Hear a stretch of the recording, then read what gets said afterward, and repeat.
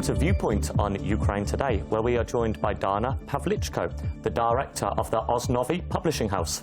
Dana, thank you for joining us. Hi. So you have just returned from Germany, where you were at the Frankfurt Book Fair.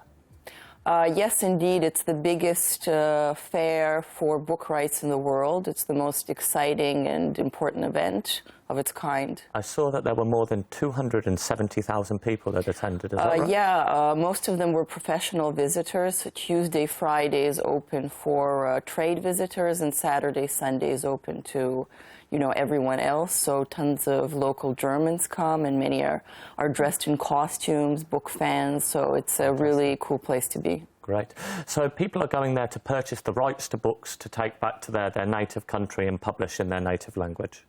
You go, you look at the tendencies, what is happening right now in the book world, and many people buy rights, sell rights. There are a lot of technological stands with, apps and technologies for books. And whatever is happening right now in the book world, you will see at the Frankfurt Book Fair. Okay. So there were some 40 Ukrainian publishers there, as I understand. Well, what happens at the Frankfurt Book Fair is you most often have a national collective stand of a country, and you can also have separate stands for various publishers. I went separately, but also my books were selected for the national stand. So it's a very big deal for Ukraine to participate collectively as a country. Okay. So out of these tens of thousands or hundreds of thousands of people that attended the book fair, how did they perceive Ukraine from what they saw? It's a difficult situation right now because I don't think that our collective stand was on par with some of the other countries. If you looked at collective stands of Mexico, Brazil, or Colombia, or Switzerland, they were really grand productions with insane architecture, design, top-notch books and really cool events. So I don't think we're really there yet. And we need to be there yet because we need to tell the world about our political situation, about the war, and we really need to give a platform for publishers to represent their books the best way possible. So when people came to you from other parts of the world, did they understand what was happening in Ukraine? Unfortunately, to many people, they don't understand what is happening in Ukraine. They don't understand that there's a war. They think there's a conflict or there's a civil war. So I also had a small initiative with the Ukrainian Ministry of Foreign Affairs. We gave out leaflets about political prisoners in Russia. So it was, a very small effort, but it was important because we need to inform people about what is happening in Ukraine. The situation in Ukraine. Yes. So how did people react? Say, for instance, they thought there was some small conflict or perhaps a civil war, and then you told them actually that the Russian army had crossed the border and invaded Ukraine. How did people respond to this? Well, many people are, they don't want to deal with the problems of other countries. They are there for work, for business, for pleasure. It's once in a year that you have this event, and it's, all work and fun oriented. So it's really hard to get your message across. But, with some people we had breakthroughs, and it's also very important that at the national stand, the volunteers presented several books published by Ukrainian prisoners that are in Russia, by Sentsov for one, and Savchenko. So it's a really big deal that foreigners and top people in the publishing world can see these things. So were people interested in purchasing the rights of these books which you speak of? To sell rights, it's a very serious business, so it's not that simple. And I'm very happy that the books of our political prisoners were represented at the national stand. That, there were people who made a colossal effort to represent the rights and try to get German publishers and English language publishers to buy them. So we'll see what's going to happen. Okay. So you said that Ukraine's national stand was not on par with some other countries. What do you think the reason for that is? Well, the truth is that we are, I think, at a crossroads right now in Ukraine. We're changing, we're becoming more democratic, more evolved, but then some Soviet corrupt practices are still around.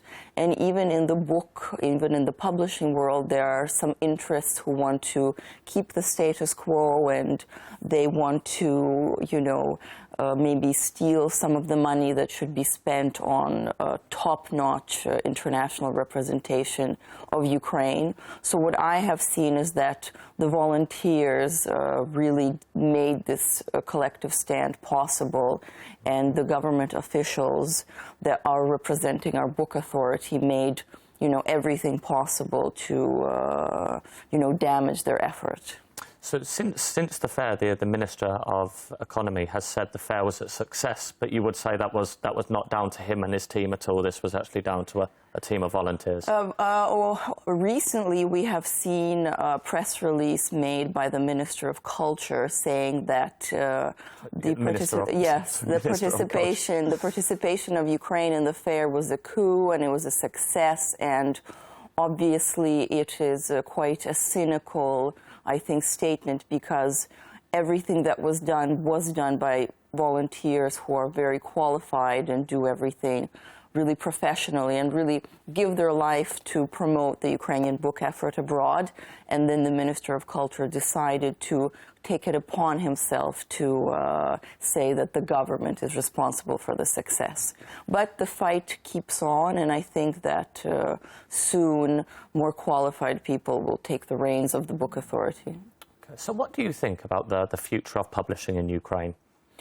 Right now, the publishing is quite vibrant, and with the changes that we have seen since the Euromaidan, the country has more book publishers, more book initiatives, more authors, and it's great because I think that this is a really nice, dynamic environment for the publishing world to grow. But we do need support from the government, and in all countries where the book and the publishing world is very vibrant, like France, Canada, the States, the government really takes a big role in development. So you'd say you need more commitment from the government to support the publishing industry in the country? Yes, we need more commitment. We need the government to be very helpful, to have very see-through practices, to have a dialogue that is constructive with top professionals in this area. So a lot of this, again, comes back to transparency. Exactly. Transparency is #1 priority.